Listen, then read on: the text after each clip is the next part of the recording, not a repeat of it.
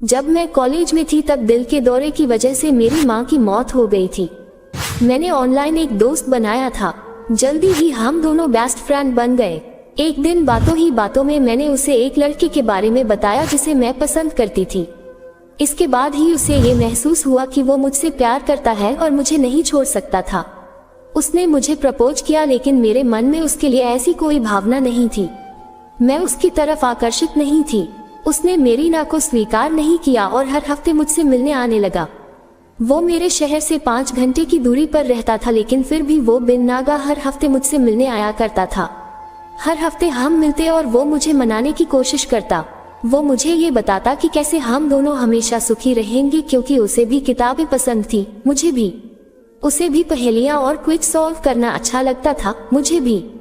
वो मेरे कॉलेज के बाहर घंटों खड़े होकर मेरा इंतजार करता था। मेरे दोस्तों के साथ उसका व्यवहार भी बहुत शानदार रहता था।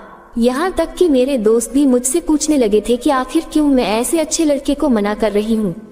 वो बुद्धिमान, विचारशील, क्रिएटिव, संवेदनशील और बहुत ही परिपक्व लड़का था। उसके माता पिता इस दुनिया में नहीं थे और वही अपनी दादी और भाई का ख्याल रखता था। एक बार मैंने उसे कह दिया कि वो मुझे मनाने की कोशिश करना बंद कर दे। हम दोनों दोस्त भी तभी रह सकते हैं जब वो इस मुद्दे पर वो आगे से मुझसे बात नहीं करेगा। मुझे अभी भी याद है कि कैसे मैं मेट्रो स्टेशन के एस्केलेटर पर गुस्से से चली गई थी, लेकिन वो वहीं पर खड़ा रहा। सुन्ना और आंसुओं से भरी आंखों के साथ वो बुत बनकर खड़ा रहा था। मुझे बहुत बुरा लग रहा था। मैंने उसे सॉरी का एक मैसेज भेजा और अगले दिन सिर्फ ये जानने के लिए उसे फोन किया कि वो ठीक है या नहीं। 5 महीने बीत गए। अब मेरे दिल में उसके प्रति बदलाव होने लगा था, क्योंकि इस बीच कुछ ऐसी घटनाएं हुई जब उसने दिखाया कि वो कितना परिपक्व और समझदार इंसान है। मैं अब उसके प्रति आकर्षित महसूस करने लगी थी। आखिर में मैंने उसे हाँ कह दिया। 1 साल साथ रहने के बाद हमने शादी कर ली। हालांकि मैं अपनी पढ़ाई जारी रखना चाहती थी, लेकिन मेरे पिताजी मुझ पर बहुत गुस्सा थे और वो मुझे अपने घर से बाहर निकालना चाहते थे। एक सादे से समारोह में हमारी शादी हो गई। हमारी शादी इतनी सादगी से हुई कि मैं अपने किसी भी दोस्त शादी में बुला तक नहीं पाई। सुहागरात को उसने मुझे एक नया फोन दिया। हम दोनों ही बहुत थके हुए थे, इसलिए तुरंत ही सो गए। खुशी के मारे मेरे पैर जमीन पर ही नहीं टिक रहे थे। हालांकि मुझे कुछ अलग सा महसूस हुआ।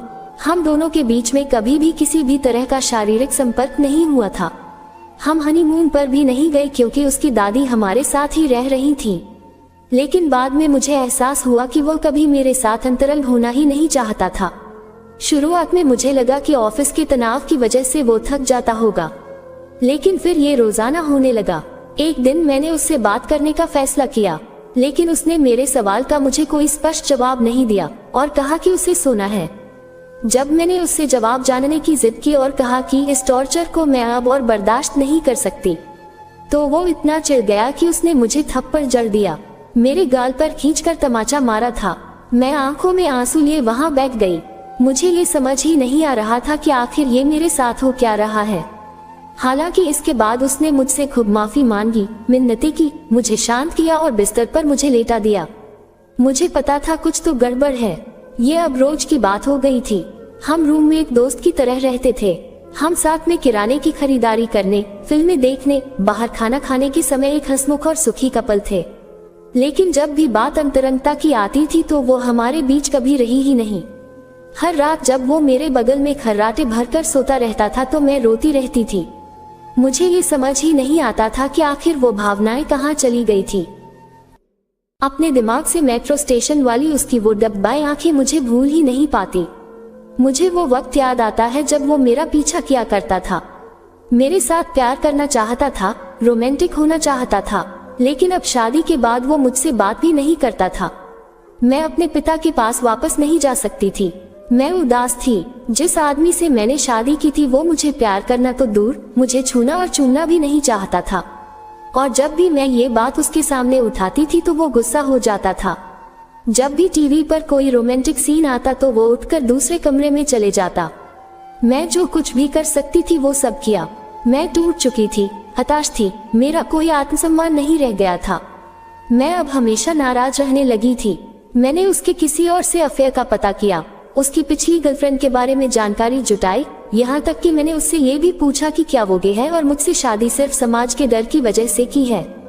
उसने हर बात से मना कर दिया, लेकिन फिर भी उसने मुझे जवाब दिया। ऐसा लग रहा था मानो स्विच बंद कर दिया गया है। 3 सालों तक मैं इस झूठी जिंदगी को जीती रही, लोगों के सामने खुश रहने का ढोंग किया। मुझे चप्पल बेल्ट से मारा गया, मेरे ऊपर सामान फेंके गए थे, मैंने अपने चोट को छुपा लिया।